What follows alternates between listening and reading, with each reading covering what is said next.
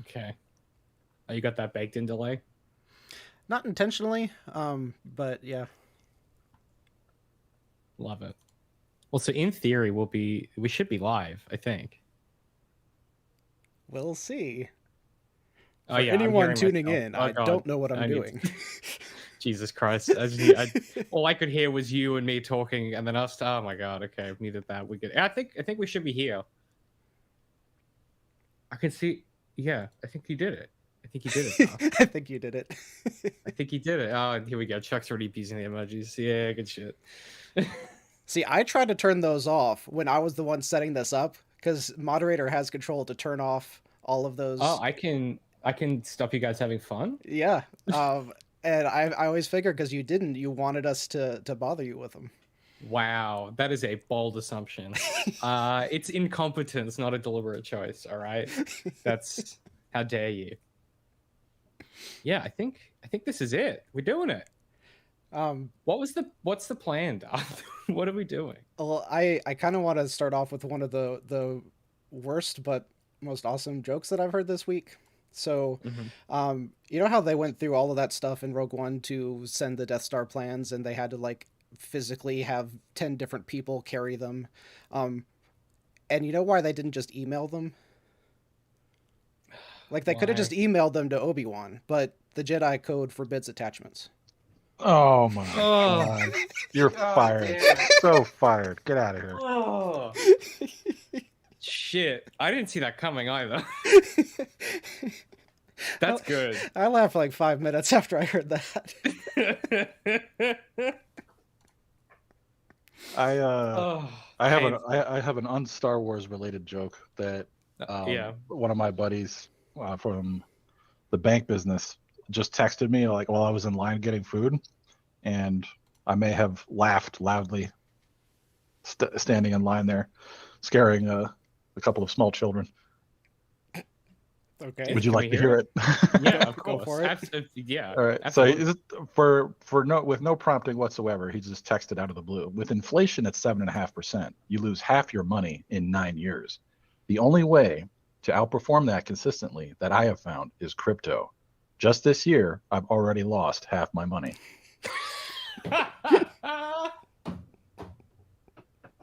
That's good. Yeah. That's very good. I like that. That's very funny.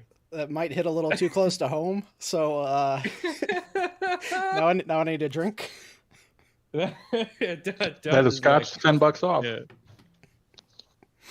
That's right. You save some of that money. That's how you do it. Yeah, it's the economy. Am I right? So, getting into it, I assume both of you got through watching the episode. We're talking about Mandalorian Season 3, Episode 1. Yeah. The Apostate was the title, which was a fun word to Google. You didn't know that one? Clearly didn't grow up as religious as I did. We haven't really talked about this before. What's all yours relationship with The Mandalorian, like, as a show? I want to say the question is more about, like, as Star Wars fans, what is our relationship with Mandalorian? Because, like, I think we've all been watching the show since it came out. But, yeah, I was not... I know that there's, like, dozens of books about, like, Boba Fett and stuff like that. Maybe not dozens, but there's books about Boba Fett. And so, you know, lore about Mandalore and the Mandalorians exists. I just don't know hardly any of it because for me, I was like a hardcore about the Jedi, and that's what made me fall in love with Star Wars. It was Darth Maul and the lightsaber fights, and that's what's got me interested. And so I realized that's one reason that I'm having so much trouble getting through not Rogue One. What's the other show that's out? Andor. Yeah, and I realize that's one huge part of it is that, like, there's no Jedi, and I want to see Jedi, so it's really difficult for me to get into that show, even though it's really well done, and I'm appreciating it while I'm watching it, but I'm just like, I want to see Obi-Wan. You haven't finished it yet? Dude, I got to, like, the part where they're actually at the action sequence, and they're about to rob, it's only, like, season, or episode 4 or something, when they're about to rob the garrison, and, like, the robbery started, and I turned it off. What? I mean, see, come on. I know it's terrible. No, it's not terrible. I have this thing like, the show should grab you. It should. One of the best quotes I ever heard was from it was one of those writer doctors or whatever, and she was talking about how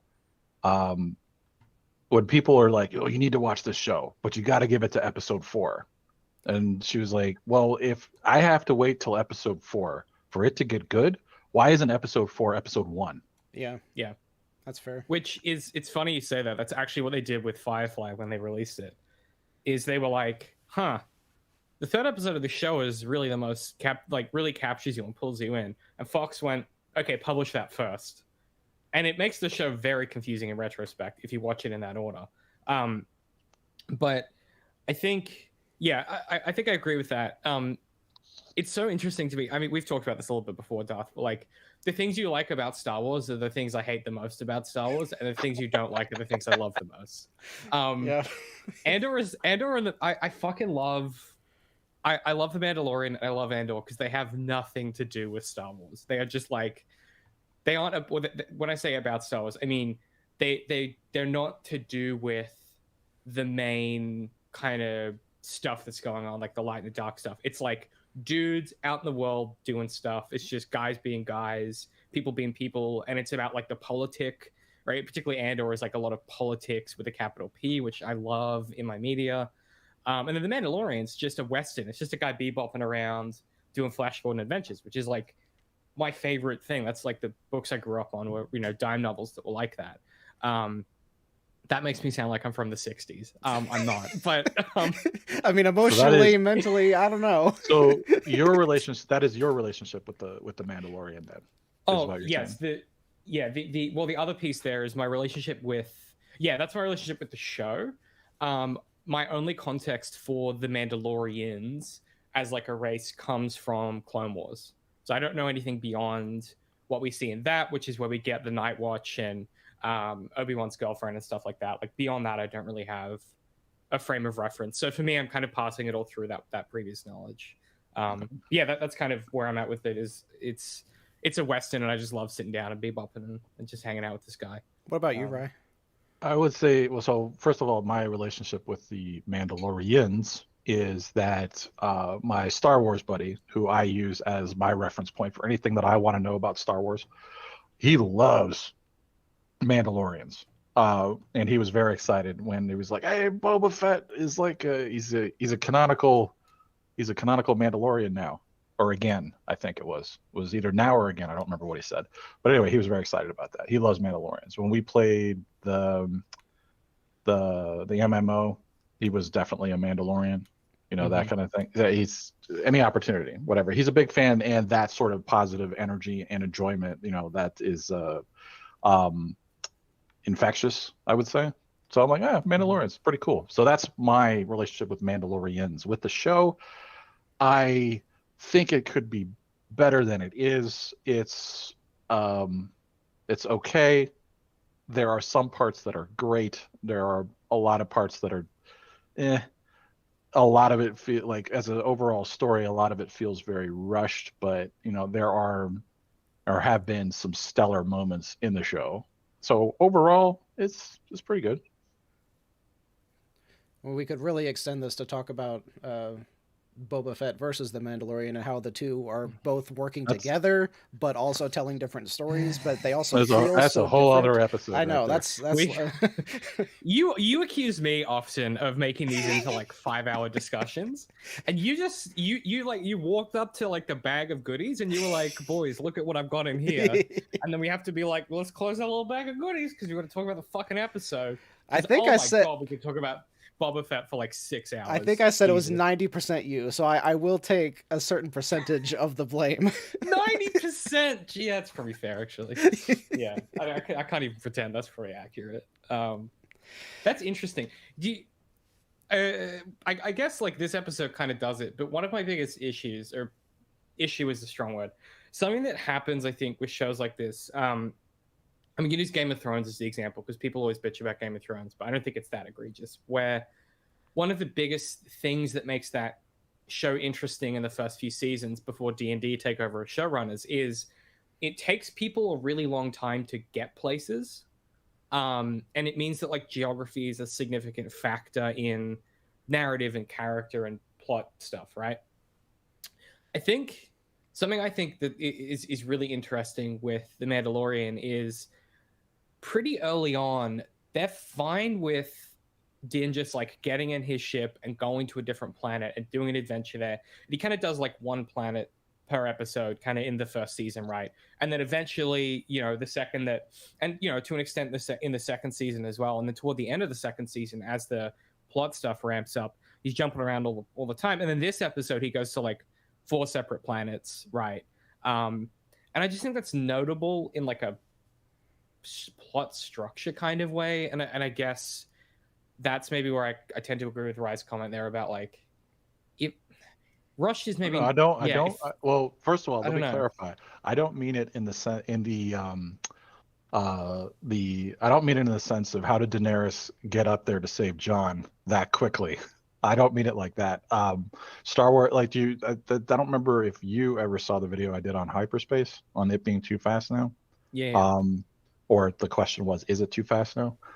And I had said that, you know, it's a tool that allows them to shrink and expand the galaxy, like based on the needs of the plot. Like it allows people to get from A to B as fast or as slow as they need them to.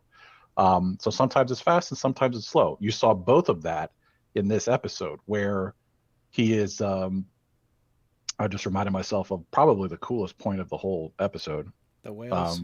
Yes. I was like, oh my God, we're going to see Ezra this season, probably, maybe. Hey, I've written down in my notes app on my phone when I was watching this. I've written down, hey, what the fuck is going on in that hyperspace? Well, stick a pin in that. We'll get back to it. But I'm saying, when I'm saying rushed, I'm not talking about how people move through space and time, or how if the character's saying we're going to leave Navarro and we're going to go to I can't think of a planet. We're going to go to Jakku or wherever. Why does everyone want to go to Jakku? Yeah, I wouldn't want to go. Come on, no one wants to go to Jakku. All that, yeah. So, but anyway, like if they say we're leaving here and we're going there, and the very next scene is them getting there, I'm fine with that, because if nothing happened in between, then we don't need to see it, right? So I'm fine with the show moving like that. What I'm talking about is the plot development or character development that happens within the show is, I feel some of it could be stretched. Like if you look back at the first season, there was somebody made a comment, I don't remember who it was, but somebody made a comment that potentially a better way to have done that show would be that the whole first season is Mando getting Grogu back to the to the guild, or bringing him back to Navarro, and then at the end of the first season is the climax on the character development of him going, I'm not, it's not just a bounty, I care about the kid and taking the kid, as opposed to that happening in episode 3, I think. Yeah. So that, I think the show, that's maybe a better way to say it, is I think the show doesn't reach its full potential because it condenses what could be a longer story into a much smaller. It condenses things, I think, a bit too much when it could stretch them, and that's that's not a bad thing, but I feel it could be stretched a bit more, and you could have a much more complete, better story. I guess that's my point about the moving, like going to places, because if you need to show them going between locations, then it's opportunities for conflict during that experience. Like, I don't know, it feels, maybe I'll put a pin in this, but it feels a bit like it's structured like a video game, and I don't mean that in necessarily a negative or a complimentary way, just structurally, and we'll come back to that. But you guys. Yeah, it's like a cutscene when because in Destiny, when you're playing Destiny, you leave the planet, you go to the new planet, but it doesn't really show you traveling between the planets. There's not a whole lot of time in between. It's that same kind of feel. But what I was remembering was back from, I don't know which of the novels that I'm remembering right now, but there were several of them where big character development or a plot point stuff was happening while they're in hyperspace, because it would be like 2 or 3 days travel to get from one side of the galaxy to the other. And so there's like meaningful conversation related to the plot, related to the characters, whatever that's happening while they're just sitting around bored because they can't go anywhere. And if you look out the window, it's just the stuff streaking by out the. So it's like everyone is bored and you just sleep and talk, you know? That's literally half of Star Trek. Is people in the middle of fucking nowhere getting into, you know, interpersonal character drama or hijinks on the ship, right? Like it's a really fruitful area for narrative, I think. So I don't know if y'all want to talk through kind of like point by point, but I wrote out the major kind of beats of this episode. Let's do it that way. Before we do that, general high level, what do you guys think episode wise? What's, you know, high level thoughts? It's weird. I started off being disappointed by it, and then at the end, after I was thinking back over it, I was like, that was actually okay. I mean, like Rye said, it wasn't the best thing ever, but it was entertaining. Yeah. What about you, Rye? I was thoroughly whelmed. It was okay. I was not underwhelmed. I was definitely not like whelmed. Yeah, I was just whelmed. It didn't really hold my attention in a lot of places, but you know, it was fine. It was fine. But I could see the points being there where like the stuff is going to go somewhere where it'll be a really interesting story when you kind of look at it from beginning to end. But it's much like the Game of Thrones stuff where the middle stuff can be super boring. But you know it's leading somewhere cool, so you'll rewatch it eventually, you know. Right. I think that's a really good way of putting it. I mean, I was also whelmed, but like every episode of The Mandalorian, there were different parts of it which I was just grinning like an idiot because I was like, they did the Western thing.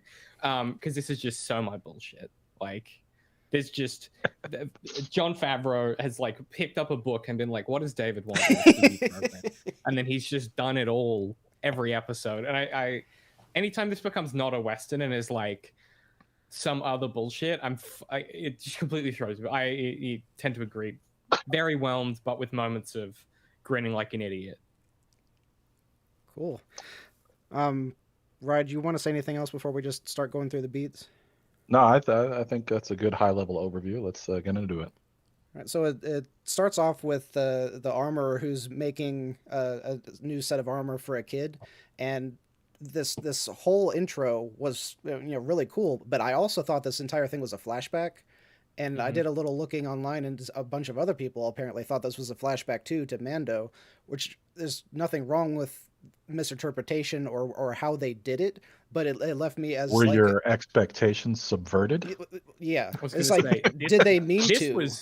Yes, I'm sure they did. 100%. There's no way this was an accident. This is the type of shit where you can feel Jon Favreau writing this, going, these motherfuckers when they're gonna be, oh my god, how's Din gonna get out of this one? And then he's gonna come out and it's his spaceship, and they're gonna be like, oh my god, it was a different kid the whole time. Like you can feel the writerly voice here, I think, kind of smirking at you a little bit. 100%. I thought that was Din getting the helmet. Yeah. So that was kind of my first note was like, what planet are we in? What timeline are we in? And who is this person that we're focusing on? Because it would make sense to have another Mandalorian, and because we're starting to see more about them, more about their culture and stuff.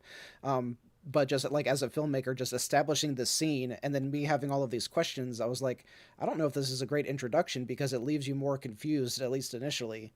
Where are these? Sorry, these aren't Mandalorians. These are what is now the Watch, which used to be the Night Watch. Where are they? Like, what planet are they on? Are they on? They're not on Tatooine because there's water. Like, I don't think it's the same planet they were on before because they had to like abandon it and their coven and move it somewhere else. Coven might not be the right word. Were they ever on Navarro? I don't think so. They were initially on Navarro. Yeah, right. They started were on under the city, and then now that's been taken over by Old Mate, they've left. But then they used to be on some kind of like super techno planet because he was fighting with the Darksaber with the big beefy dude. They were fighting on like a bridge over top of the floating techno city. Assuming you watched Mandalorian season 2.5.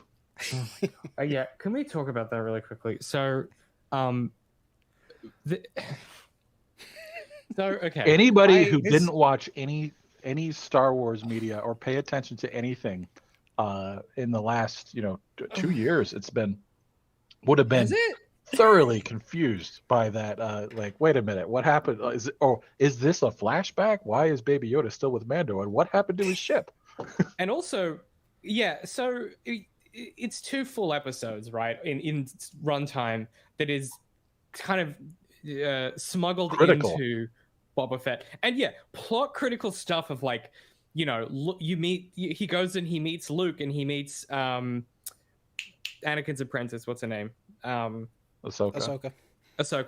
And Baby Yoda rejects the calling of the Jedi to be back with Mando because Mando can't hack letting him go. And the Mandalorians designate him an apostate, and the guy that saves the kid with the big ass gun tries to kill him.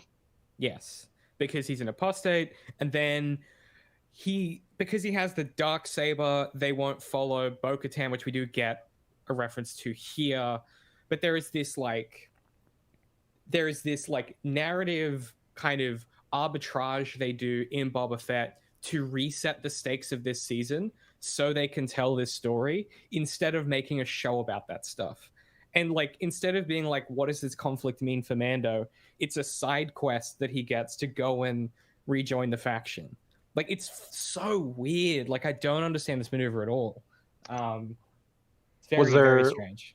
I have something to say about that, but was there more about the opening scene that we wanted to talk about? Or did you have not till the big Dino Gator attacks? Yeah. Can I ask a question about Star Wars? Please. The answer is whatever you want it to be. The helmets they wear, right? Because one thing I've always been fascinated by is they're like, hey, you're one of us now. You got to wear the hat at all times, and they all do wear the hat at all times. But when he puts it on, and it like you hear like it suction. Seals itself. Yeah. So is this like, because I was thinking about this and I was like, wearing a big helmet all the time would be a sweaty exercise, but presumably this is like a fully, because they can breathe in space and stuff, right? Like, is this like a fully, does this thing just like kind of fully support their life? Like, it's got an oxygen filter, like how does what's our assumption about what this tech is supposed to do? Well, there's a continuity issue there in terms of technology, because I've noticed that too. Like there's definitely an audible sound of every time they take the helmet off. It happens in season 1 when IG is 11. Is it IG 11? 88? Yeah. I don't remember. The robot, Taika Waititi, takes his helmet off and saves him. There's that audible sound. And then in season 2, when the Night Watch or Bo-Katan and co show up, there's that audible sound as well. But previous to that, he was under the water, and somehow he comes out like choking. So is it sealed or is it not sealed? It's only sealed against oxygen, not water. How does that make I want to be clear. This does not matter, but I know this is a really nitpicky complaint. If there was a Star Wars canon thing that I don't know about, I need to push the glasses back on my nose while I complain about this. and I don't have anything else. I mean, you could take that to look at the stuff because Finn talks about how the respirator things that are on the stormtroopers helmets, like it'll filter out this kind of gas but not that kind of gas. So smoke but not toxins, I think was the one. Yeah, something like that. Or vice versa. I don't remember. But so it's, why would you build it like that? Yeah, but the original intent from Lucas was like he wanted them to be able to walk out in space, because he was like, this is out in space. These guys need to be able to wear stuff that if the hatch is open, they just walk out there and they've got all their breathing stuff, Yeah. And they're protected. Also, yeah, if you've seen Flash Gordon, it's just the dudes from the throne room. Like, this is the thing about Star Wars that it relentlessly bugs me, is like, it was a cool reference that was doing a thing thematically, and now it's suddenly like, yeah, but what's the underlying technology of the stormtrooper helmet? It's like shut the fuck up. That's the fi instead of the fantasy, right? Correct. Yeah, that's the genre switch that they've been slowly doing. No, the other thing I was going to say is on that bait and switch. I guess we'll talk about when we talk about the big monster thing. But the sequence where she sort of makes the helmet, she spray paints the helmet, which finally answered a question I've had for like ever, which is it different metal? Why are there different colors? And then the Mandalorians look so fucking stupid because they all got these doofy colors and shit. Like some of them are like crimson, and then some of them are like mustard, and then one of them and they got like mismatching colors and shit. And Sabine's... Did you ever watch? I was gonna say, did you ever watch Rebels? Rebels? Yeah. No. I think I watched a few episodes, but no, I only watched Clone Wars cartoon. Yeah, because the character of Sabine that Darth was just talking about is a logical extrapolation of that culture. That she's like very into, like she's a like artist and she's like does graffiti and stuff. So her armor is like all done up. Oh, Sabine, Star Wars. Let me see. And she's constantly going around and like spray painting murals, and she's like a tag artist and that kind of stuff, which is reflected. Oh, she's in her... cool. Yeah. Yo, that's sick. Like, right? got like the paint spray textured decal. Mm-hmm. That's wicked. Yeah, okay, I'm into that. But yeah, I've always been curious about the how that works with like the colors and stuff, because I sort of assumed that they were like it was all to do with the availability of the metals they were recovering or something, but it turns out it's just a can of spray paint, and you just pick your. Also, does she pick it for you? Like, what if she picks a color you don't like? You're gonna wear that forever. You get what a if I'm pink like, helmet. no, what if I'm like, no, I want a sick black helmet, and she gives me like a mustard, you know? That's just rude. You're getting a puke green helmet. Yeah, I know. Even you're getting a neon green one. It's people are gonna find you very unintimidating. Yeah, good for a construction site though. It's high vis, baby. It's built in. Health and safety. One of the things like in this whole sequence that I had a lot of trouble, I guess like being in the story on this, like we've talked about this before, that script that I still need to write about the why didn't they just problem, and when you're not really getting into a story and you're thinking, well, why didn't they this or why didn't they that, or like you talked about the helmet, I'm sitting there going, it must smell terrible in there, you know. And when the big alligator comes out of the water, or whatever you want to call that thing, the enormous monster comes out of the water, and the big guy goes like, little guys get in the cave, or whatever he calls them, munchkins, I don't know, foundlings.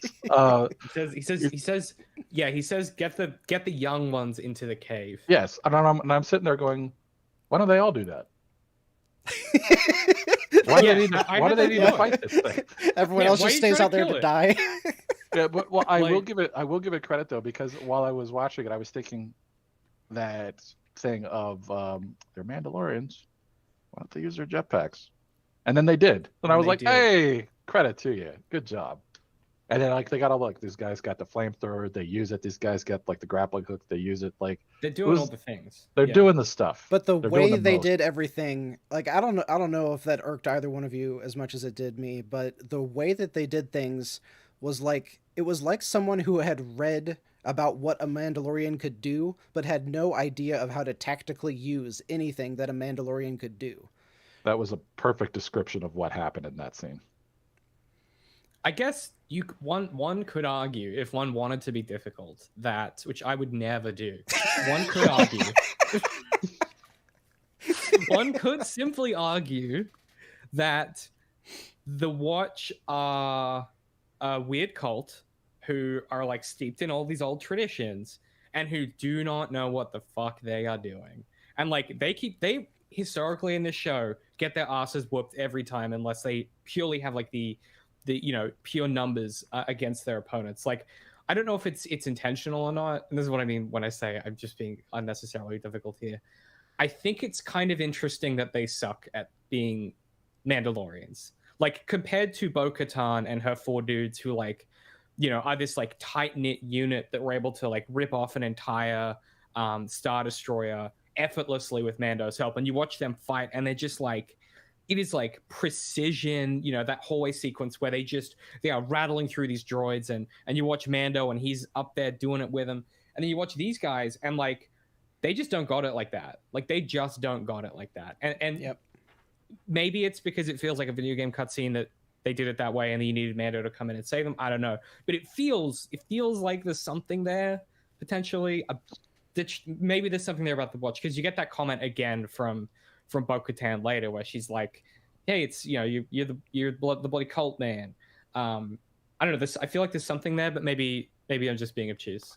One thing I will say though that you just made me think about of how there's the progression of action, and how one of the progressions of action that I always think about is the beginning of the end game fight end game, and how like you have escalating action, the good news, bad news things of your problem, solution, and you have to like keep making things worse, or they have to keep trying stuff and that stuff isn't working. And then ultimately to be saved, like they're not giving up, but they keep going, but everything they're trying is not working. And then Mando shows up to save the day. So I thought that was okay. But again, I really wasn't in the moment there, because I kept thinking, why don't they just go to the cave? I don't. They don't have to fight this thing. Like, so why are they? So I was waiting for you to mention the other thing that really bugged me, because you are the reason that I had a problem with it. As soon as that thing came out of the water, I was like, what does it eat? How is something that big? What do you mean? It eats Mandalorians. Yes, there you go. It's coming there every week, and it's getting this little snack in. No, that fully looks like a pond or whatever, right? Like that was not a big lake. How the fuck? How he living?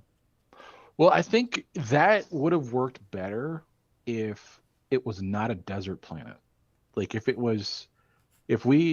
we've seen some planets with some extensive flora and fauna, mostly in the prequels, or the Clone Wars, that like could support, you know, even if like there wasn't like a ton of water visible there, like, you know, if you had like a large lake or a river or something like that. But Kashyyyk would have made a ton of sense. Huge trees, exactly. Huge beasts. Like there's a lot of life here, and there's stuff to be eaten, which could contribute to the growth of something like that, you know. Yeah. Or just make it like a fucking sand dragon like they had in the first season. Like, I don't know. Well, what is that thing? That model. Yeah, I had the same problem with that. I was like... No, actually, we know what that eats. It eats banthas. Yeah, we know what that eats. What do the banthas eat? Oh, no. It's... I never thought about this before Rye brought that up, and now I can't get it out of my head.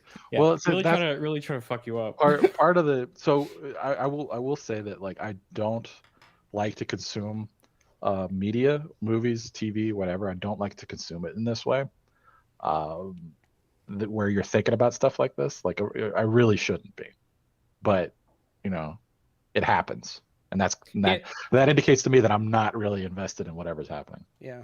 I think, I don't know, I think about this a lot because on some of the other shows I do, we often end up talking about the problem of like when you do media criticism for long enough, you consume everything through the same lens. And some people can be very critical of that. And they can be like, oh, well, you're overthinking it, or you're this out of the fifth thing. But the truth is, like, really good stuff that hits when it needs to hit, your brain cannot do the critical apparatus because you're so in it.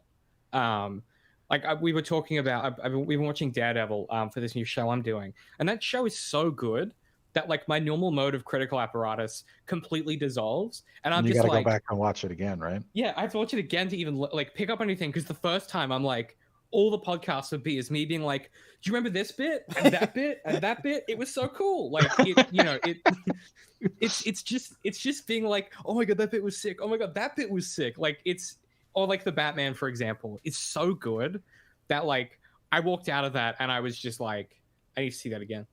Like, I have no complaints. I have no criticisms here. So I think one of the challenges that we end up with is I think sometimes people can take the critical apparatus and go, oh, you're just overthinking it, because they assume it means that you didn't enjoy the thing. When in fact, I think it's just it's working in a different way, and that's when the lens, that's when you can engage the lens, right? That was the whole point of the Show Me and Darth did, is like, how do you apply the lens and still enjoy something, and then how do you find something unenjoyable and then get value out of it through that lens. And so this is me proactively replying to the comment that is going on this, where someone is already writing, well, you guys are just buzzkills and you're overthinking it. So I did it. You don't have to write that comment. You're welcome. Getting ahead of it. So anything else about the Croca monster? No, I mean, Amanda's ship is still cool. Like, it's that old, it's like that reclaimed, because I'm trying to remember it now. I watched this like last night. So they basically, nothing they're doing is working, and he just flies in and just like torpedoes it, right? And he's in sort of he's in like a reclaimed one of the ships that Anakin was flying in. It's a Naboo starfighter. Yeah, and it's like real shiny and stuff, but his is like no longer kind of shiny, and it's got that kind of matte finish, which I think is really cool. I think they didn't. Cool, I don't think they even put the panels back on it. I think parts of it are just like the exposed machinery, but it looks wicked cool. You know, so cool. This is unrelated to the ship, but maybe the scotch is kicking in. But you just made me think of, because I was sitting here thinking about, like, what is the point of this whole scene? How is this moving the plot forward, etc.? Like, why is this scene here? And it occurred to me that the point of this scene is part of the issue that I have with the episode structure as a whole, and that the point of this scene is to show him, if you didn't watch Mando season 2.5, to show him coming back to the Mandalorians and them going, "You're an apostate still," and him going, "I'm going to go walk through the waters of Mandalore." And part of the issue that I have with that is in the structure of the episode is, I was talking to my buddy at work today, that it feels like there's no status quo point of the story where the show begins and David, I think, I hope you understand what I'm trying to communicate here, but it's like where the story begins and we have the status quo, and then we find out, and then something happens, and then we find out what we're supposed to be doing. Mm-hmm. Whereas in this one, the show starts and we already know what we're supposed to be doing. He already has his quest. Yes, we don't get the old world to depart. We're already in like the second act of the narrative structure, really. Yeah, because of Mando season, or Mando 2.5. Mm-hmm. Because that happened, we already know what we're supposed to be doing in this season. And that bothered me for some reason. I don't know why. Yeah, I mean, it's The Hobbit, but you start the story when he's already left the Shire, right? Like, it just isn't. It just like feels a bit weird, and it's because your brain is like, hang on, what are we? What? Like, it just, yeah. I think it's just that. I wonder now if someone will surely do this, if you can re-edit this episode together with the stuff from Boba Fett into something that resembles the first episode of TV. Right, like that surely must be possible, and I think they just kind of are hamstrung by the fact that, like, it is this it has the franchise problem, which I have yelled about for like literally hours in our shared text thread. But like, it's this issue of like, because it's a franchise, it is necessarily tied into these different moving pieces, and they had to find a reason to make you want to watch Boba Fett, and in doing that, they've inadvertently kind of harmed the structure of the show. Like, in order to get you to watch the other show, they've kind of like stripped away some of the stuff about this show that could have been really cool to see, and that they sort of have to like, do these weird gymnastics to make it work, these weird kind of narrative somersaults. It's weird. I don't know. Like, yeah, it just feels odd. I feel like we could find examples in other media where this worked, because it's not like you can't have crossovers and still keep a proper story structure in the upcoming stuff. But an interesting note is that I heard that Favreau did this on purpose, that he like didn't put any kind of lead in. He just did like a cold open on purpose, and whether that was a good decision or not. But this entire opening section does feel like it's just an action sequence because they needed a way to start off the show, when the entire point is to get him talking to her about, I need to go redeem myself and I need to go take a bath because that's what we do. Yeah. Wash your dirty apostate away. Yeah. This is such a stupid thing to talk about, but like when she was like, oh yeah, you know, you got to go bathe in the waters or whatever. And I was like, your motherfuckers wear metal armor. Like that cannot be a practical. As we've said, it must smell terrible in there. Yeah. So of course he has to go bathe in the water. They all should go bathe in the waters. I imagine everything in Star Wars stinks, to be fair. Ain't nobody except Navarro. Navarro looking fine these days. Yeah, really had that glow up, huh? Really puts Boba Fett's town to shame. Is that the next scene? Almost. Like there's the long talk with the armorer and him about how he's got to redeem himself, and he shows the crystallized whatever and says, hey, this came from our home planet, and so obviously we're able to get there. And the biggest takeaway for me of that whole talk was that it's another thing that's about redemption, and that is like such a huge plot point for Disney ever since they took over the franchise. And it's just really curious to me why that's so big. Like, and I've got a huge list somewhere of all of the different characters. Like Boba Fett, they tried to redefine him. He's not just a mass murderer, you know, bounty hunter. He like actually has a good heart and he tries to do right by people. Like they try to redeem his character. They try to redeem the Sand People. They redefined them. They're not mindless creatures. They actually have a society and all this kind of stuff. They try to redeem Kylo. I mean, it goes on and on. Disney is like all about redemption and redefining how you perceive a character to be.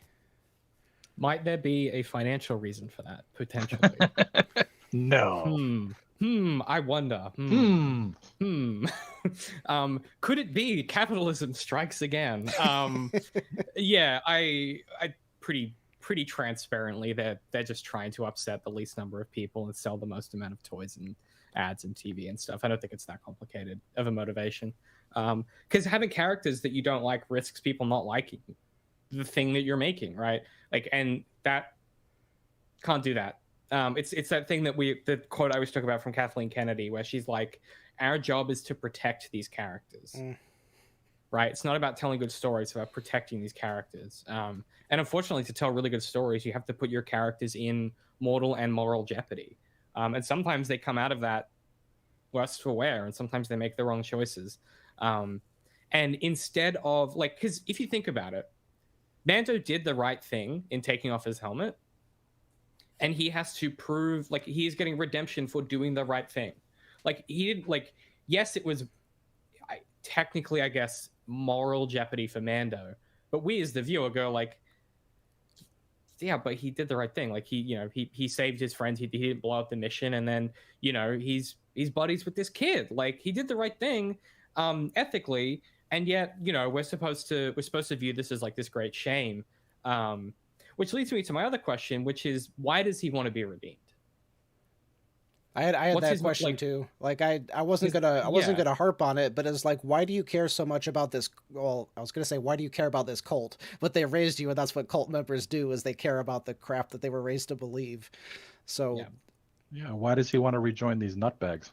Yeah. I mean, I think that's going to be his arc this season. Is he realizes that he doesn't, and actually, he wants to be buddies with. He's either going to want to settle on Navarro with Grogu, or he's going to want to become buddies with Bo-Katan and help her kind of reset up Mandalore.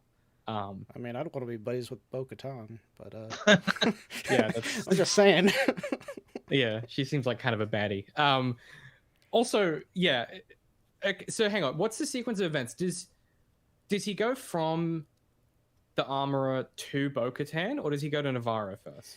Okay, so after they have that whole little redemption talk and he's like, I gotta go take my bath, then they're in the hyperspace thing, which is when Grogu is up in his little thing and he sees the hyperspace whales, and then he gets scared and he goes and gets his cuddles on and just completely ignores. Yeah. The what? The Purgles?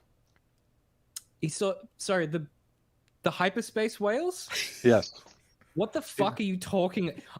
I've never been more perplexed in my entire fucking viewing experience of stuff. I know a lot about Star Wars thanks to you two chuckle fucks, right? Like I know a lot about it now, okay? More so than I ever did 2 years ago, which I don't know how to feel about. But like, what the fuck? It just and then they don't talk about it. I was like, you can't just do that. They're if you haven't seen the episode, they're in the ship. You're in hyperspace, and we're kind of Grogu POV or Grogu, right? Put that shit on TikTok. POV or Grogu, and he's looking out at the kind of Star Trek style hyperspace that's moving past them, and there's sort of these big shadows of kind of what look like they kind of look like the outline of the machines in the Matrix, kind of like they're these big squid looking things. Mm-hmm. Mm-hmm. And he gets a little spooked by him, and he crawls up for his little cuddles with Mando. And it's just so cute. Yes, it's so cute. And then they just arrive at the next scene, and I was like, "What happened? What was that?" Like I've written in my notes app. Hang on, I've written down hyperspace. Huh? What just happened? Oh, we're not talking about it. Okay, guys, what's going on? Hey?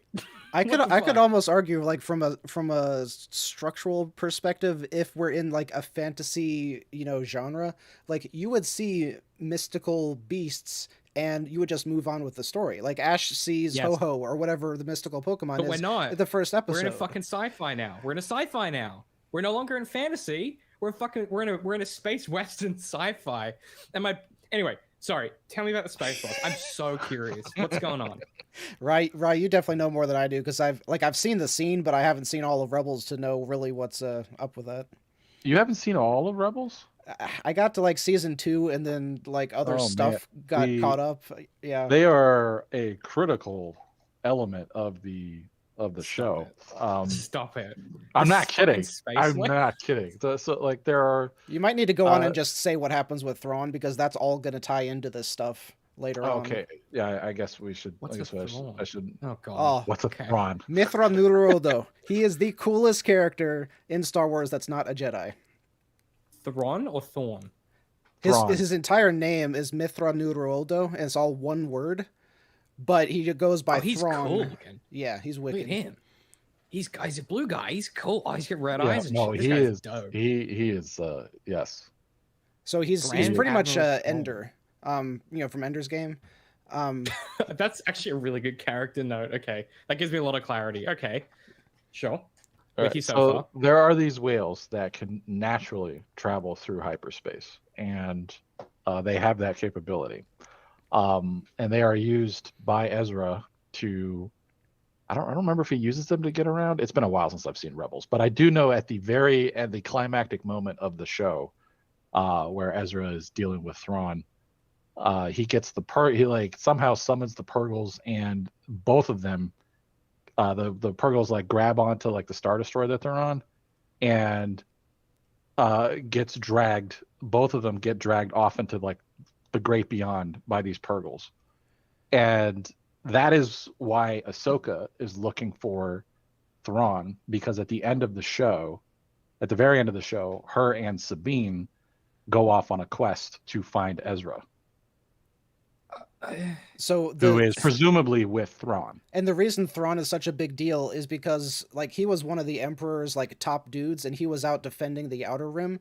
After the Emperor dies, all of the rest of the Empire was just in shambles, and each one of the high military guys was trying to do his own coup and take over the rest of them. And but Thrawn is the smartest dude in the entire galaxy, so he actually unites everyone, and now he is the Empire, right? And so I don't think in new canon that's correct. Yeah, I don't think it is either, but that is my canon, because that is the coolest freaking story. Those books that's Heir to the Empire, right? Yeah, that trilogy is my favorite story. I love it. Yeah, so that, first of all, that's very cool, and the most Star Wars shit I've ever heard in my entire life. I'm looking at an image of this kid with a blue lightsaber atop one of these fucking whales, and it is quite an image. He's riding it and shit. That's got to be crazy. Ezra. Yeah, that's Ezra. Yeah, he's in a little orange space suit, which I didn't realize they had space suits. Okay, so for Star Wars fans, that was like a moment where you were like, oh my god, it's the whales. Is that? I don't think that was a. I was in my discussion with my friend from work today. Where I was talking like, was that a member berry or was that is that a strong foreshadow? And I think it might be a strong foreshadow. Yeah, because people were saying even last season. Well, I mean, it was obvious because they name dropped Throne. So if they name dropped him and we know where he is because of Rebels, then this has to be intentional foreshadowing. Well, because presumably this will be to do with the Ahsoka show, right? Like they're kind of setting some of that up, presumably. Ahsoka season 0.5.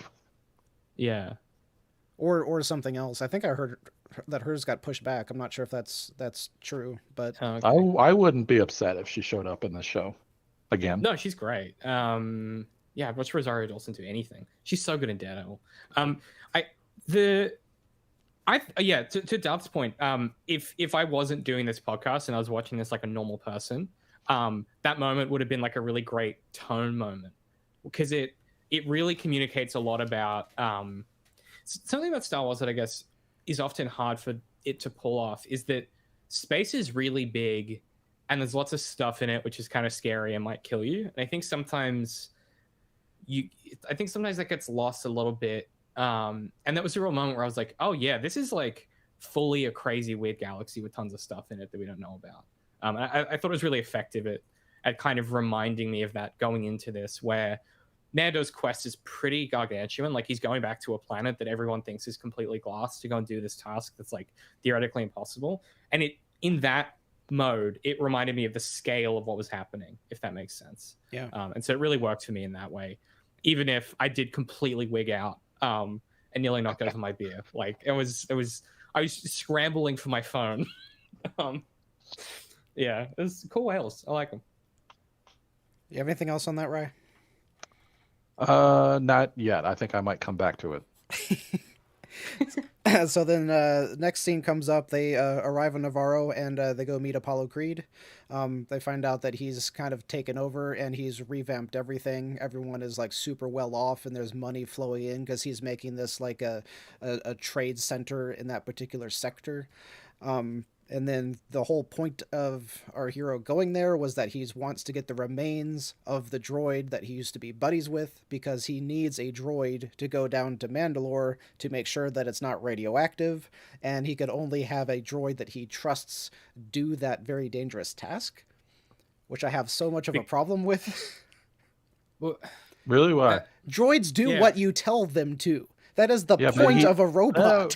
The whole point is his whole development in season 1 is getting to trust droids, though. That's fair. It turns out he didn't learn about racism. He just made one droid who's a friend.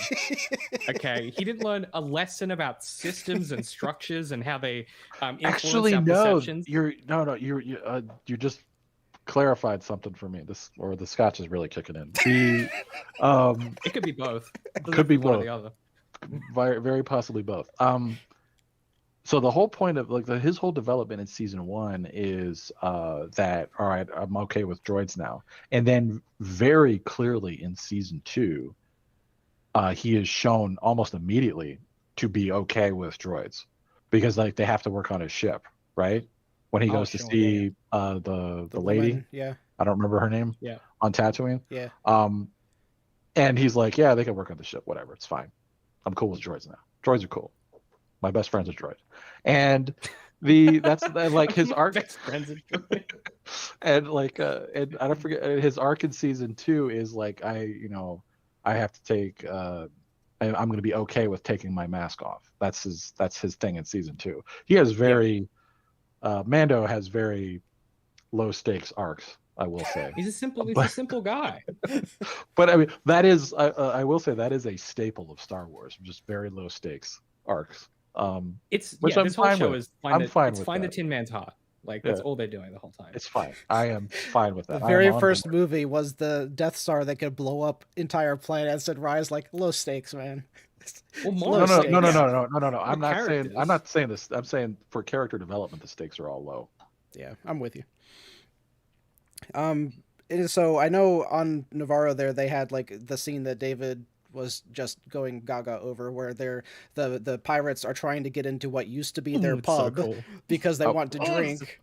I want to interject before we get there. Yeah. I thought the word has not occurred to me all day, but the contrast, there it is. The contrast between his arrival on Navarro in season 1 and walking through the town, and his arrival on Navarro here and walking through the town. I thought that was very cool. All the different little, like he's got like, you remember in season 1, you had the Salacious B. Crumb being cooked or watching one of his buddies being cooked. And like now they're playing in a tree and there's a band playing on the street just cause, and everybody's happy. It's all bright and colorful. And I was like, this is the show don't tell that I really like. So this is cool. I like that scene. A note on that as well. You guys are American, so this may be a foreign concept, but I thought it was really notable that, so his whole thing is that he wants to be the first independent trading something, whatever he ends up calling it, right? There's some word he uses. Basically, like, they want to remain independent from the New Republic. And it's this idea of, like, it's pulling pretty directly on, like, free market economics, right? Which is like, well, if we're not regulated, we are free to be successful and have all this money and have all this land and stuff like that. I think it's interesting and notable that that is a contrast to the way that the main stories talk about government and politic. In the absence of how interesting the prequels are around this stuff, the idea is like the Republic is good because it's not a dictatorship. But there's this implication here that like there's this third option that we haven't ever really heard about, which is like, well, actually, you don't need the Empire. You don't need the evil baddies. You don't need the goodies who have regulation. You need to stay independent. That's the real good outcome here. I just thought that was an interesting. I haven't run into that in Star Wars a lot. You know, that you bring that up. That is one of the. Or you're saying like they're talking about that in a positive, aspirational, like this is how it should be, or this is the way forward. Yes. In the book about Leia prior to the sequel trilogy, I think it's called Bloodline or whatever. There's a very strong, one of the reasons that the New Republic is so incompetent or weak is that there is this very strong faction of planets that really does not want a strong central government. Like there's like we don't want them to have a military. We all want to do what we want to do, and we don't want to be told what to do, and we don't want this big galactic republic back again. And there was another thing that I was thinking about in this opening scene is that the contrast between this and Andor, and one of the major complaints about Andor, which is like, this is Star Wars, where are the aliens? And in this this opening sequence, it felt like Oprah, Jon Favreau was Oprah going, you get an alien and you get an alien. It's like there was so many weird little guys. Yeah, there's aliens. You can't swing a dead cat without hitting an alien on Navarro now. It's like they're just everywhere. Which like in real life is the complete opposite of what happens in free market economics. Which is so interesting. Like, it's just so I love how abstracted this stuff is. Like, it has no interest in the implications of this stuff. It's like it's trying to convey tone more than it is trying to think about this stuff intentionally. And I just think that's like a really notable choice here. It makes Navarro feel very idealistic, which is what they're going for, right? Because the reason it's set up this way is that it has to be something for Mando to walk away from to pursue his batshit quest. Because I'm assuming, he wants to get redemption and get back into the Watch, but what he needs is to settle down in Navarro with all his buddies and enjoy the free market economics that famously has worked historically. I hadn't thought about it like that, but that's totally right. Like, here's the easy path. Yeah. Just kick back and relax. Exactly.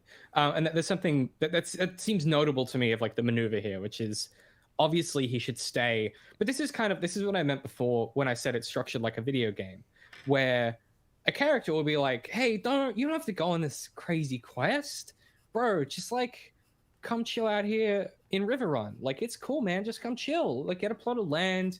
You can like live, you can do some farming and make some money. And your character has to be like, no, I am called to adventure. I must do this thing to try and get my want, and then ultimately, I'll get what I need in the end. And this is clearly like setting that up, I think, for Mando, which is like he dropping Grogu off didn't work. Couldn't get back into the Watch, has been exiled. This is the third option, and he's got to go and work that out through this season, I imagine. And it's interesting that's the, like you said, the opposite of the hero's journey. He's not refusing the call to adventure. He's refusing the call of the status quo. Yeah. Well, that's cool. One way you could look at it is that he is refusing a call, because another way to look at his arc and where his like character is going is that everything we've seen so far is him being in service of someone else. Like we see him at the very beginning, and he is being paid to go find people. He's working for other people. Then he's trying to get Grogu back, and he's working for Grogu. And now he's working for the armorer. The nutbags. Yeah, so he's going to take his bath as for them, but this whole time he's also carrying the sword that literally will let him rule the entire group of Mandalorians, and he doesn't even seem like he wants that option, but he has the option. So I think that will eventually be where his character goes. That's not his current want or need. Maybe it's his need. I don't know. But like right now he's But it was the whole concept of the leader that doesn't want to be the leader should be the leader. Oh, was that you? I was probably talking about Solo, because that's a real issue in that story where it's the reluctant leader is one of those tropes that, like, I mean, it's Aragorn, right? Like that's the most obvious. That's where it comes from is kind of Aragorn.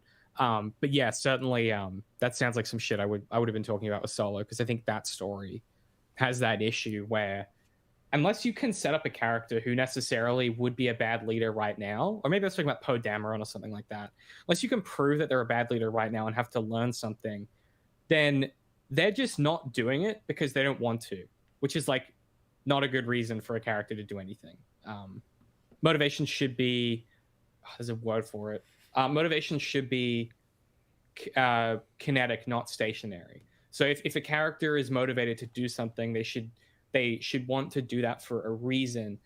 When you have motivation that is the other way, where it's I don't want to, and they're resisting something, it can make narratives feel kind of contrived. We're talking about the why again. Yeah, why don't they just? Which is kind of what you were talking about before. So that kind of interrupted which actually I think this came before. So before the pirates get there is when I think he's saying, hey, come be our marshal, and be the policeman around here. We need a cop. And Mando doesn't even think about it. He's like, I got to do my thing first, and I got to go dump myself in the river. And I was kind of curious that like he never thought about it like after. There's going to be an after. What happens after I go dunk myself in the river? Will I come back here? Yeah, he's not even like, oh yeah, like I'll think about it. He's just like he's like, no, I have to do this. This is the next thing. And then I'll get the next quest. And then I'll get the next one. Yes.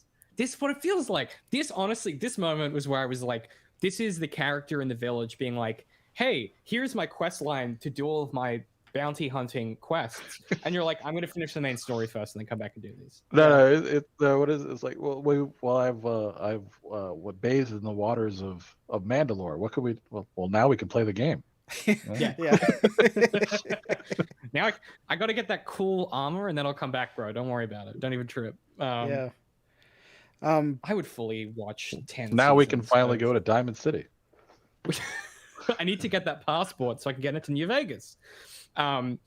This is fully like I would watch 10 seasons of a Mandalorian TV show. It's just one-off episodes of him just doing cop stuff.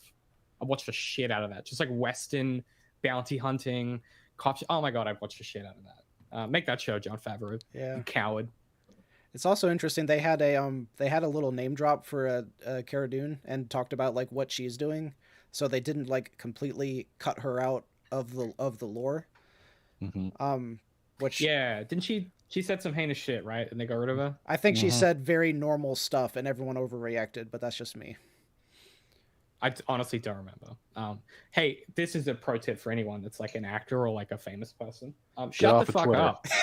Shut the fuck up. Just stop talking. You're rich and famous. Your brain is probably broken. Shut the fuck up. That's my advice to all of you. Yeah.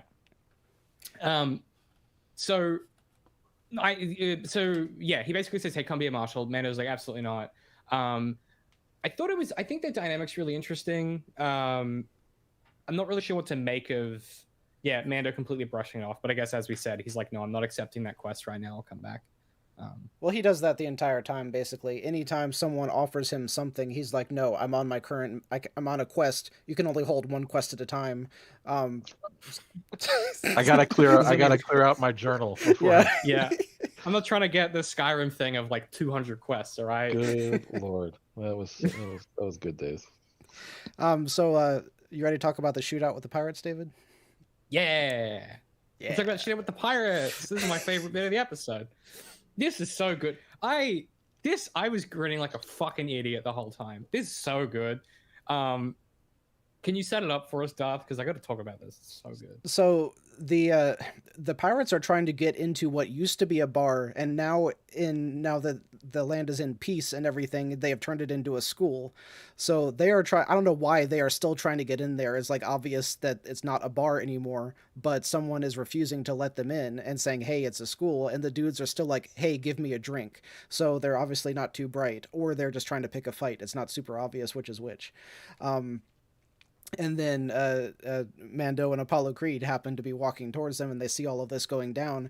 And like my favorite bit about it is that the I don't know if it's character development or if he was always this way, but he doesn't default to Mando taking care of it. Like he takes the lead, and he's like, I will fight you. I will beat you. I am good enough to beat you," which he used to be a bounty hunter himself. So it's like he's part of this world, right?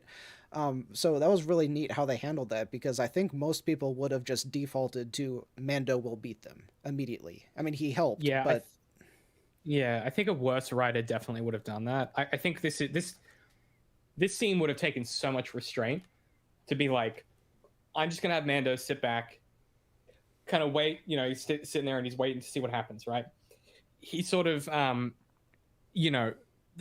just thought it was a really deftly executed little piece of storytelling. And then you get the sickest fucking moment where basically, like, it's a classic Western thing where he's like, are we going to fucking have a problem here? And the guy's like, I don't know, we're going to have a problem. And then he flips his coat back and he's got his pistol. And then our boy, Apollo Creed motherfucker, he's like, oh, you think you got it like that? Well, I fucking got it like that. And he's got his gun. And they do the quick draw thing. And I don't know what I was expecting, but I was not expecting him to shoot the gun out of his hand. I was like, that was sick. Like, he just quick draws on a bang, shoots the gun out of his hand, and then everybody just freezes. And then there's this beat where he's like, piss off. And then instantly everyone else goes for their guns. And then Mando pulls out his gun and they shoot the this guy's compadres, leaving him alive. It's a very classic piece of like Western shootout style storytelling. And then leaving the guy alive, and then he chases them when they try and leave town, chases them on horseback. It was so good. I was just chef's kiss. You meant like metaphorically? Okay, I was like, I don't remember a horseback scene. No, I mean structurally. Yeah. Yeah. This is, guys, come on, like, this is the best shit. I was so happy. So good. So cool. Once again, turns out like Star Wars pistols are still the coolest thing that they've ever invented. And there's a reason that like I was so like Han Solo pilled, I think, is like this shit is my favorite. Rye, what thoughts did you have? A lot of what he said, but I'm trying to think of how to put this, because you clicked my brain into something of when the initial confrontation's happening and like the tension is rising, and I'm thinking him and Mando are just going to kill all these guys, and that's what's going to happen. But then no, he goes no, he just shoots the guy's gun out of his hand. I'm like, oh, well, that was cool. And then him and Mando kill everybody, so I was like, eh. So well, that's the kind of what do you call it? The subverting expectations, but giving us more than I expected, or giving us more than we wanted, but still giving us what we wanted. So yeah, I thought well, the other thing was I did enjoy that scene very much, but the other thing was like I really dug the pirate dude. Yeah, I thought he was I don't know who that actor is, but like the way that he played that character, it was like it's a bit of a Johnny Depp vibe, but not too much of a Johnny Depp vibe, and I'm digging it. I would like to see more of that guy. Yeah. Don't necessarily give him a redemption arc, but but like I think it would be cool bring to it see. back. Well, some villains you just want to see more of because they were just really intriguing, and it's not like you like really hate them. You're just like, oh, that was a cool character, you know? Yeah, definitely. Who's the blue guy from Clone Wars? Cad Bane. Cad Bane. Yeah, my boy Cad Bane is like that. We're like, I don't particularly like him, but I always want to see him show up because he's always trying to fuck shit up. He's always got something going on. He's always got some harebrained scheme. Like some villains, are just. You need to watch his episodes from Clone Wars. They are some of the best. He's so good. Yeah, he's really one of my favorites. So like one thought that I had, which this is definitely in the overthinking category, but if I'm analyzing that scene, did he mean to shoot the gun or was it an accident, and can you prove it? Yes, he did, because it was the rule of cool. Yeah, rule of cool. If for those who don't know, very often in writing there, when we say rule of cool, what we mean is if a character does something fucking sick, it's intentional. And you have to read it that way because that is how storytelling works. If your character does something fucking sick, it's intentional. My counter argument, which I mean, I'm not saying I disagree, but to make it, because I love things being utterly clear for the viewer, all he needs is one simple line of dialogue that says the next one will be between your eyes. Immediately, it's on purpose. You know, because most of the time, when the gunslingers are shooting, they're aiming center mass, and so all he did was miss center mass by a couple inches, and he hit the gun. So in my mind, immediately, just thinking about how Westerns normally play out, it was an accident. And then I was like, no, they wouldn't have done it on accident. They did it on purpose. He shot the gun on purpose. But you can't really, you can intuit it, but I would have preferred a little line of dialogue in there to absolutely prove it, and that makes it cooler in my mind. So I think that line of dialogue is there, but not in that, not at that moment. It's that after him and Mando blow everybody away, except the cool guy. Yeah, he says. And then he tells him. He said exactly, like his whole thing was he didn't want them. He didn't just want to. He could have just killed them, or he could have just killed the guy, or he could have just killed all of them. But he didn't, because it's more important that the message gets out there that Navarro is closed for business. Yeah. Or closed for pirate business, and also the shooting of the gun out of the hand is that's a very Western thing. Yeah. A very classic Western thing. But it's also such it's a precision shot that accomplishes the same effect of eliminating the threat. Like you could kill the guy, you could wound the guy, get him on the ground, or you could just shoot the gun out of his hand. And all three of those things, well, maybe not wounding the guy, but killing the guy or shooting the gun out of his hand accomplishes you get the same end result, is the threat is removed. So precise shot like that, if you're way overthinking it like you are, the precise shot like that is that accomplishes the same result, and also goes along the lines with his main motivation of wanting it being more important that the message gets back to the pirates, is very definitely intentional. So yeah, I do appreciate what you're saying, Darth. I think a lot of viewers in particular around this stuff do find tropes can have an unnecessary consequence of pulling you out of stuff and making you go, like for example, I fucking hate the Wilhelm scream if it's done poorly. I think it's such a bad. And they put it so everywhere. often. I just don't understand why. Where it needn't be. I get it. It's a trope, but like if it's done poorly, yeah, it sucks. If it's like a throwaway, whatever, sure. But yeah, something like that. But see, this is the thing: is I'm already in the mode of watching a Western when I'm watching this, so it doesn't click as weird, right? And so there's a part of like it also depends how you consume genre, I think, as to whether this is something that would flag as odd or not, if you know what I mean. So a different thought that I had talking about just the gunshot was what Rye said about subverting your expectations, because everyone expected Mando to be the one to gun them all down. It would have been so cool just to have the one guy, he takes out the leader, everyone else pulls on him, he wipes them all out too before they could even draw on him, and Mando is just starting to draw his gun.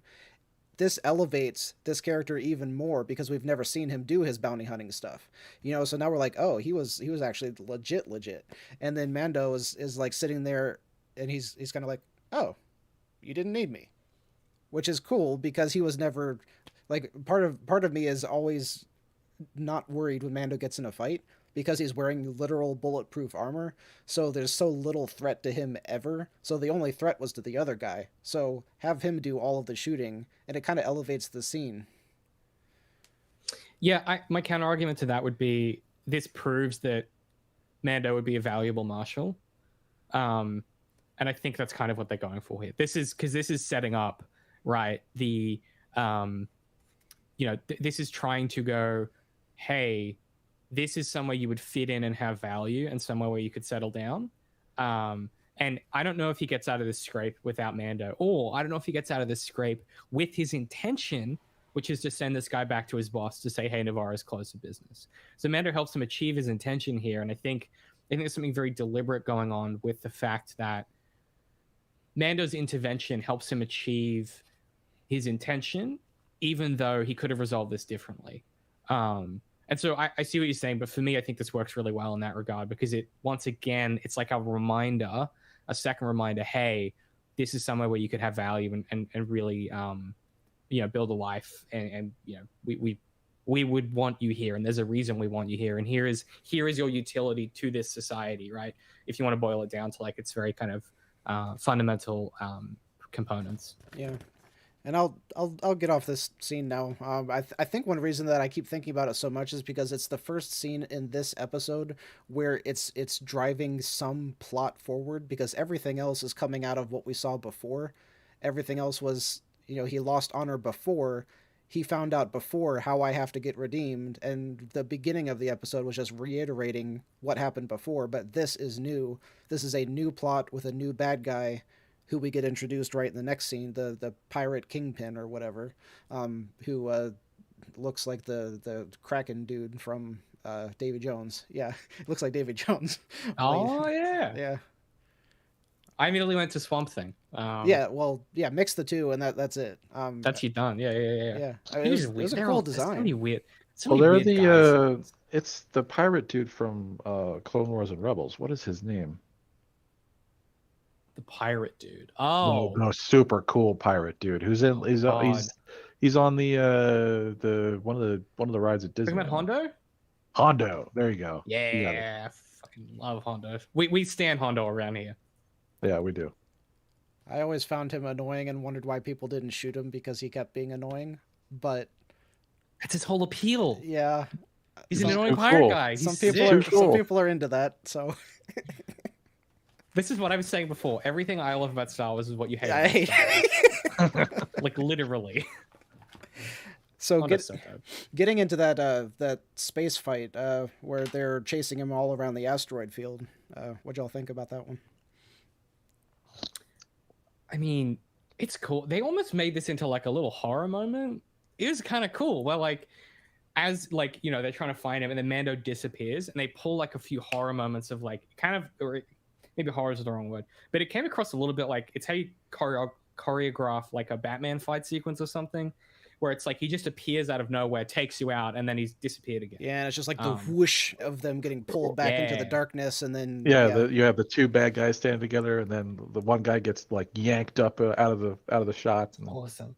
it's so good. It reminded me a lot of like Daredevil, which is obviously originally a parody of Batman. But yeah, they're pulling a lot of interesting levers, and I think it's probably like one of the coolest like spaceship fight sequences I've seen in Star Wars in a long time, because it's not a dogfight in the same way that a lot of they end up leaning into like a lot of kind of World War II dogfight style choreography with their space battles. And I just think it's cool when they get to mix that up and try for something different. I thought it was very, very interesting and a really refreshing take on it. You have any thoughts, Rye? I only had a thought about after, when he's confronting the pirate, or the head honcho pirate. Yeah, and it's only like a 20-second like video chat, and then Mando zooms away, right?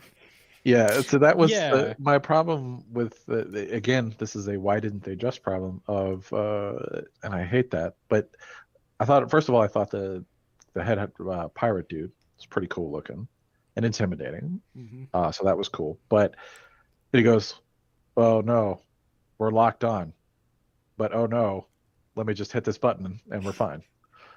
So why didn't he just do that? Yeah, and that also brings up a kind of bigger problem that the Disney era has not addressed, which is tractor beams, because they existed like 30 years ago in the original trilogy, and True. we've never seen tractor beams since then, and it would have stopped our heroes getting away a lot. So this So. is where Star Wars being sci-fi works in its favor. This Star Wars being sci-fi works in its favor, because Star Wars, the whole point of the High Republic era, and then the fall of the Republic, and then the rise of the Empire, and then the collapse of the Empire, is that all of this technology that used to exist, that was fucking sick and awesome and cool, is all completely relegated to like history. And like people don't know how to build it anymore. They don't know how to build stuff like they used to. The droids now are worse than they were then. Everything is worse now than it was then, right? This is kind of like a dying universe fantasy genre maneuver where they don't have tractor beams because no one would know how to build one. And then the only people that do know how to build them are the direct lineage of the people that held that technology before, which is like the Empire, right? Which is why in the fucking Last Jedi, you can do shit like, oh yeah, we have a big tractor beam on our big fucking ship or whatever, because that direct lineage carries that knowledge. It's a rule in writing, which is like you can bear knowledge through lineage, even if it doesn't have to, not literally, but it's like if you're part of the faction that once did that, chances are you can use the same magic sword they used to, or you can do the same thing that they used to do. And so I think that's the maneuver there as to why we don't see that technology deployed here or existing in Disney Star Wars necessarily, unless it needs to. And also why Mandalorians can still make Mandalorian armor, because they have that lineage. They've recalled that information. It's really just interesting to me as a maneuver. I guess in the same breath, I could also say that in the original trilogy, they did not handle tractor beams properly either, because they also forgot that they existed in those movies. Like they were in the first movie, but in the sixth movie, all of the X-Wings and everything are flying around and they're fighting around the Death Star. They could just tractor beam them one by one, pull them into the ship, pull them inside the Death Star, blow them up, and then pull in the next one. It's like you can't fight something that has tractor beams. When are they in the first one? When they first come to the Death Star, they get caught in a tractor beam. When they're in the Millennium Falcon. Oh yeah, sure. And then Obi-Wan dies. Yeah, that's right.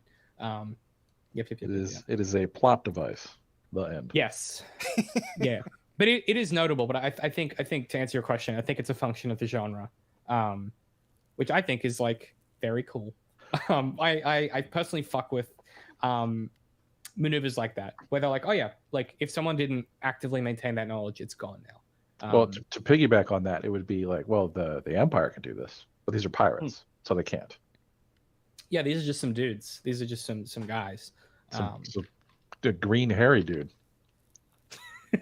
Just some weird little freaks. The descendant of Oscar the Grouch. Tell you what, he's a grumpy guy. Maybe All right, we have Benjamin 4 minutes to get through the rest of the episode. Oh, gracious. Oh my god. Okay, so the exact opposite of I'm kidding. the grumpy looking evil dude, we've got Bo-Katan is the next scene where he goes and meets her, and she's like casually lounging on the throne of like an empty castle. Dude. What The does she vibes, man. eat? Yeah. Who cares? What does she Fucking- watch all day? Is there a TV somewhere? Like She just sits there and broods, like really, truly a woman after my heart. Just sitting there and just fucking friends all left. Just totally. There should have been an anime filter on that scene. 100. This is the most like this is the most video game shit ever, where you walk in and she's perfectly posed, right, in the exact, and then you come in and she's like, She's got the said Jarl. you- She's got the Jarl pose off of the Unity engine. yeah, she's doing this one, you know, she's sort of like, yes, come into my throne room, like it's You fucking jerk sick. with your stupid sword. Yeah, come in here, you weird cult guy. I had a big problem with this scene from the perspective of someone who, if I had watched everything, Rebels, Clone Wars, all of that may have looked way more familiar. But me coming into it, I'm like, is this Mandalore? Why is it not all glass? Why is it not poisoned? How did he get there? I'm sure that they did that thing where they fly into the planet and it shows the name of the planet. But apparently, like I looked it up because I was curious, and this is like some like moon that is also controlled by the Mandalorians, and they have their castles. Mando literally says that. There's a sentence he? where he's like, this is the moon, blah blah blah, and this is a Mandalorian castle or whatever. Like he says some Oh exposition to god, Grogu. so lazy. I hate that. He basically reads the title, like if they would have put a title screen, they didn't need to because he read it for them. It was just like a Tom Clancy like Yeah, it really is. Or it's like in those Marvel films when they started getting really lazy and they're like, New York, and you're like, oh Jesus, why are you yelling it at me? Okay, God, I get it. My God. Yeah, controversial opinion. I don't know if I like this better or worse than when they do like a little title card. I think the one show that does that really, really, really, really, really well, it's not a show, but is in the Guardians of the Galaxy films, the way that they do location names is really cool because you get the location name and then you get it in some other fucking language. And it's such a vibe. It's such a vibey way to do it. Yeah. And I think having Pedro Pascal stare into the camera lens and go, we're on the moon of blah, blah, blah. It's and there's a Mandalorian castle. Probably could have taken a second, probably could have rewritten that one, given it a second pass. Yeah, it's a little on the nose. Or like he walks in and Bo-Katan goes, what brings you to this place where we are? That's what a video game character would have done. Like, I don't understand how they missed that move. It's weird. It was weird. This is one of those scenarios where I wonder if they just didn't do the coverage on the day, or if they shot something different that they chose this instead. I was just thinking of there's a really old Seinfeld bit, not from the show, but like from his stand-up. I was thinking of where he talks about like the pilot telling you where you're going on a flight. Have you ever heard that bit?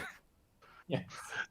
That was like, this is like a Mando talking to Grogu. He's like, yeah, I'm gonna take it up to 20,000 and we're gonna head south. And Grogu's like, all right, whatever, just do whatever the hell you're gonna do. Yeah, I don't need to know about that. Yeah. I'm not going to explain the bit. You can probably YouTube it, but Gary's like, why do I care?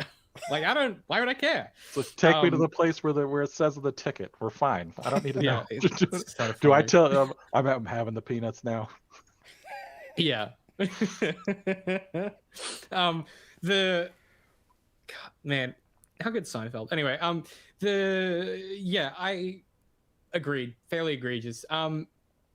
So I was a little confused by that conversation, but maybe it's because I just wasn't clear. So he's like, yo, I thought you were going to go to Mandalore with all your boys and you were going to retake it and whatever. And she goes, nah, they wouldn't follow me because I didn't have the sword.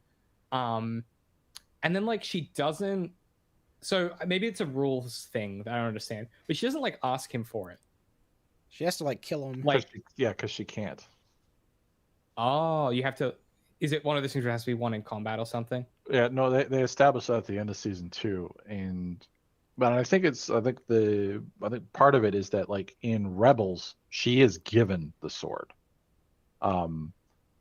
by who is it? I think it's Sabine gives it to her.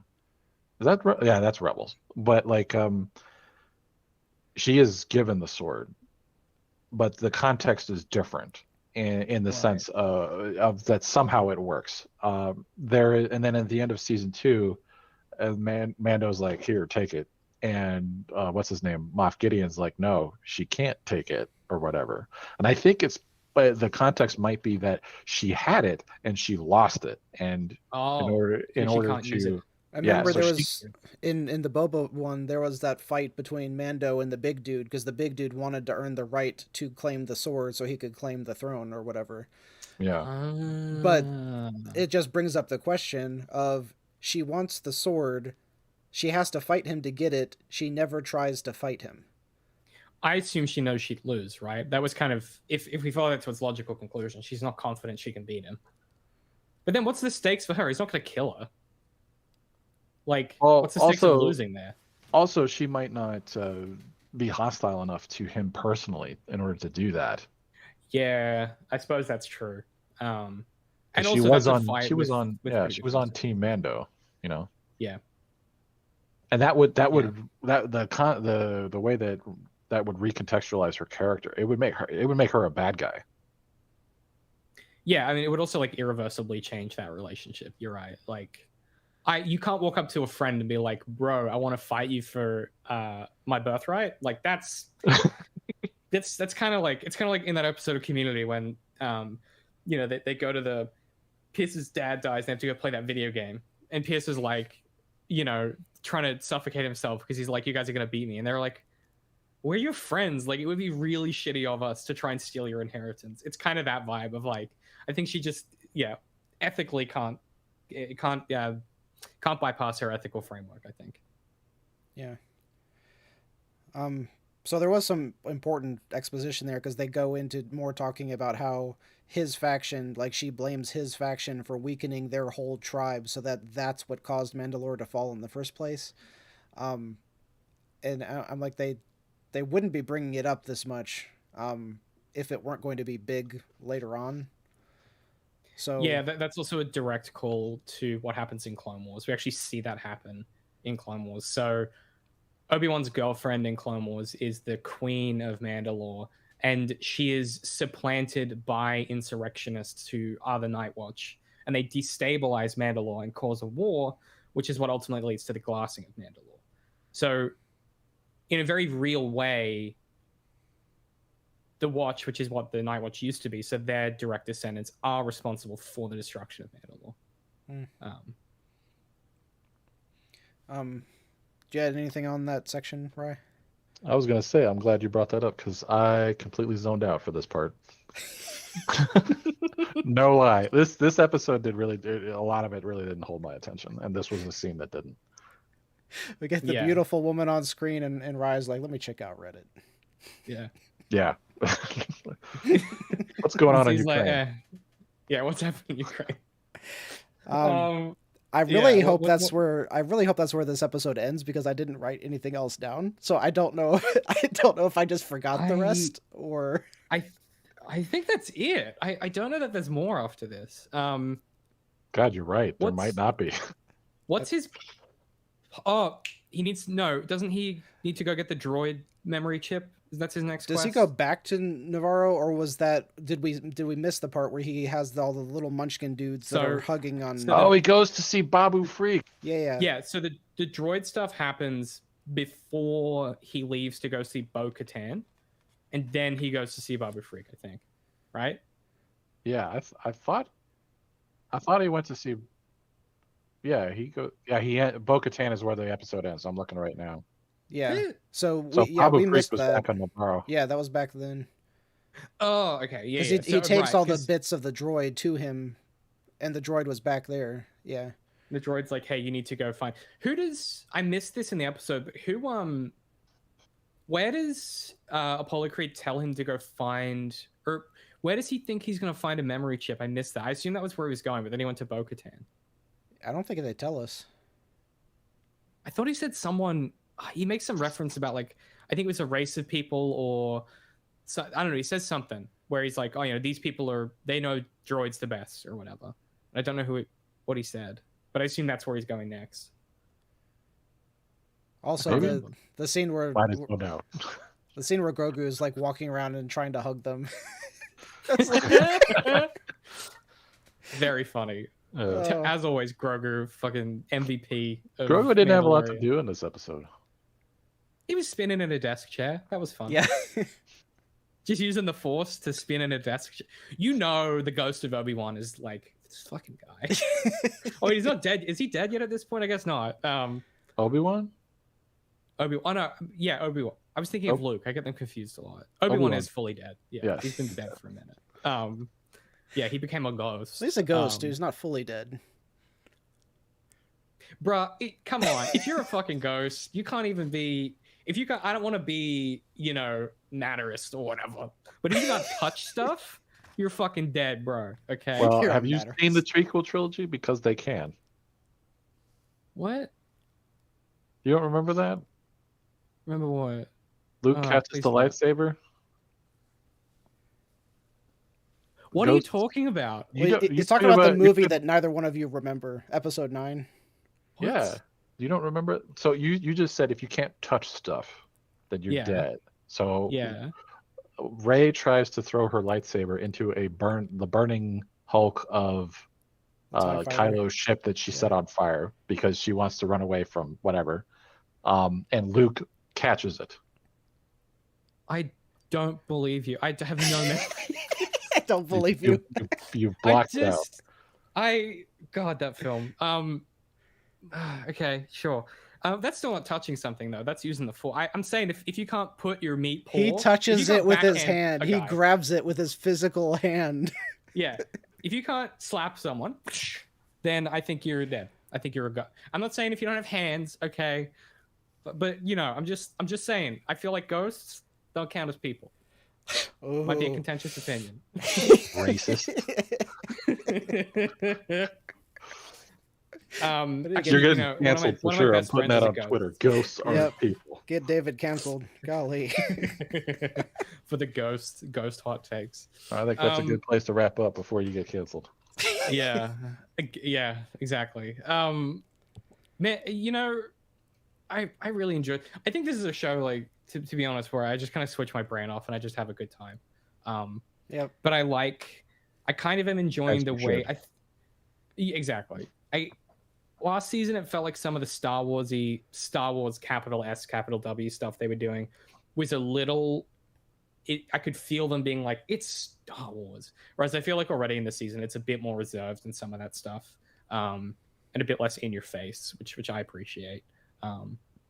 Which I'm sure is why Darth enjoyed it less, because I think that's the stuff you enjoy a lot. And I can't stand because I'm broken. My brain is wrong. It's cool though.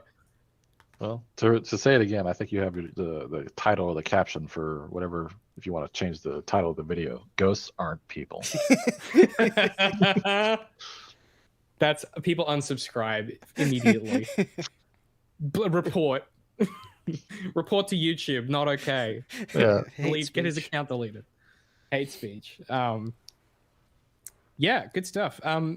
So let me see if we have the synopsis for next episode. Mandalorian Season 3, Episode 2. Let us see if we know what's going to happen. I assume he's going to spend the whole time trying to build another droid friend, and 4 episodes later, we might get to Mandalore. Potentially. Okay, well, we know Episode 2 has a runtime of 42 minutes. And then it says nothing. Wow, this is an entire article just saying this is the runtime. Yeah, we don't know anything about it. They don't do that. They don't say anything. One of the things that I think is the coolest thing about maybe not the coolest thing, but a very cool feature that they have on Disney Plus is before you watch an episode of Mando, when you mouse over season 1, episode 1, if you moused over it and hadn't watched it yet, it just says Mando goes on an adventure. Yeah. And then it's great. It'll tell you what happened in the episode. but not before. Yeah, it's cool. I do not use Disney Plus, but I believe you. I think listen, it's Australia. It's a different fucking planet over here. I was thinking about this when I woke up this morning. I was making my coffee, making my breakfast, and I was like, I'm going to talk to the boys about Star Wars again. I was thinking about how much, like, I really liked Andor, and it's because it has nothing ostensibly to do with like the main Star Wars stuff. And then I was like, I really like Mandalorian because it's basically a Western. And I was like, do I just like other stuff that Star Wars sometimes does? And I was like, oh no, I don't think I like Star Wars. Yeah. Like, I was like, I really like the prequels because of the politics, but I don't care for the Jedi. And I was like, oh. Well, no, I don't think there's anything wrong with what you're saying. I think it's the strength of there's your dirty word, franchise, or not franchise. Franchise is the wrong word. The strength of the IP is that you could take any story you want. Like, take the Bourne series, put it in Star Wars. That would be sick, you know? Yeah. Yeah. Like, have you guys seen the Star Wars Visions that they did? I never got around to watching that. A few of them, yeah. Really, really cool. Yeah. And that just like kind of like embraces what you were just saying, that you could take anything and put it into that world, and it's cool in a different way. And like, you don't really want it all to be canon. Like, it can't all be Star Wars, but it's a really cool, you know, different version of something that can be, I don't know, it's just such a variety of stuff. And it's something that I've argued as so many fans are just that they hate where the franchise has gone, and I'm like, there's so many aspects of it now. It's just like, you can like Deep Space Nine, that's fine. Some people only like Next Gen, and that's fine. And everybody hates Voyager. Yeah. No. Yeah, got him. Star Trek fans truly is the only fandom where everybody's chill with each other. Like, legitimately, everyone is chill with each other in Star Trek. They're like, man, you like Discovery? That's cool. It's not for me. You like New Frontier? Hey, not for me, but that's cool that you like. Like, they are just the chillest people on the fucking planet. I have never once in 10 years of doing this got like a death threat from a Star Trek fan. I probably get an email every time we do one of these. It's like, you're a fucking idiot. You don't know anything about Star. You're not a real fan. Like, reliably every time we do something like this. Star Trek never happened, and I've talked mad shit about Star Trek. You know, that's the yin and the yang, I suppose. Now I really want to delve into why, like, what is the difference in the viewers? Because that's just so fascinating. I don't know. I think because of the type of show that Star Trek is, I do have a genuine opinion on this, and we will wrap up soon, I promise. Basil agrees with you. That's right. Trek guys, Basil's on my show. Yeah, they are super chill. I think it's because Star Trek, necessarily because of the type of show it is and because the type of universe it is. Like, I don't want to say this without sounding derogatory to Star Wars. It is a very introspective, talky, thinky, philosophical show.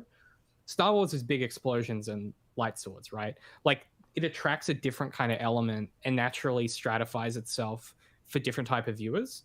And I think it comes down to as simple as, like, people that are really into Star Trek are like a different kind of nerd than people that are into Star Wars. Right? Star Trek is like, yeah. Does that make sense? I was going to say that it goes back to what we said just a couple minutes ago, actually, that because my best friend, not my Star Wars buddy, who is a good friend, but not my best friend, but my best friend is a huge Star Trek nerd, and he poo-poos Star Wars all the time. But no death threats, but he just makes fun of it or whatever, which is, I think, par for the course. And one of the things that he talks about, like, I think when he's talking about, he doesn't really like Picard, because the way he describes it sounds a lot like what you're saying about Star Wars, of explosions and action, etc. Whereas what he liked about, I think, the original Star Trek is that it is you take a timeless story and then you put it in the Star Wars universe. And that is a lot of what the best episodes of Star Trek are. It's just, a story that you could put in any genre or time period and put it in Star Trek, put it in the Star Trek universe. Exactly. That's what I like about Clone Wars so much, is they'll just do a hard-boiled detective story one episode, and then they'll do like a thriller. Yeah, exactly. And like that's kind of also what I like about The Mandalorian, is they just went, let's do a bunch of Western stories in Star Wars. Yeah. I think they haven't fully tapped into that potential since Disney bought it. I don't think they have, and I wish they would. I think in a way that we haven't really seen since probably, Rebels does it a little bit, but really since Clone Wars. It is just interesting that there is this huge potential there, and they just haven't really executed on that for whatever reason. But probably to Darth's point is like, because a lot of the fans don't like that, and they're like, I want my Star Wars I want my Star Wars to be Star Wars, like. I want my Jedi, I want my lightsabers, I want my Force. Which, and there's something wrong with that, but it does limit. Basil makes a good point. It can come across as kind of one note, which I think is like probably a better way to say that. It's just interesting. But it doesn't have to be. It might be, but it doesn't have to be, and that's that potential that they need to tap into.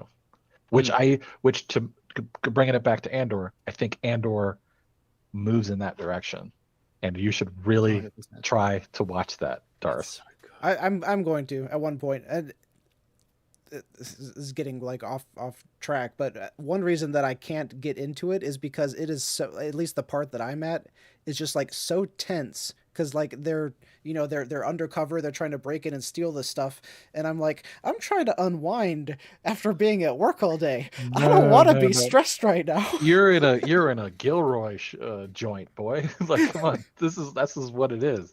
Yeah. That's that vibe though of being like, that's part of that. There are some TV shows. I've been watching The Last of Us because I played those games, and I think it's an excellent TV show. But one of the things about it is like every time you sit down to an episode, you have to like steel yourself and be like, okay, time to be emotionally abused by television. Like, well, that's what made Squid Game such a great show. Like you like the episode would end and like you're like, God, that was ridiculously tense. I need a cigarette and a drink, after 100%. So yeah, I it is not Andor is not, you're right, is not an unwind show. It is not. You're not just gonna sit back, unplug and relax to the dulcet tones of Harrison Ford or anything like that. No, it's like Mando, you can shut your brain off and have a good romp. Like, it's just really harrowing. But I don't know. I think there's a place for that. I've also been watching House of Dragon finally, and that's similar. Like, you have to really be in the right headspace.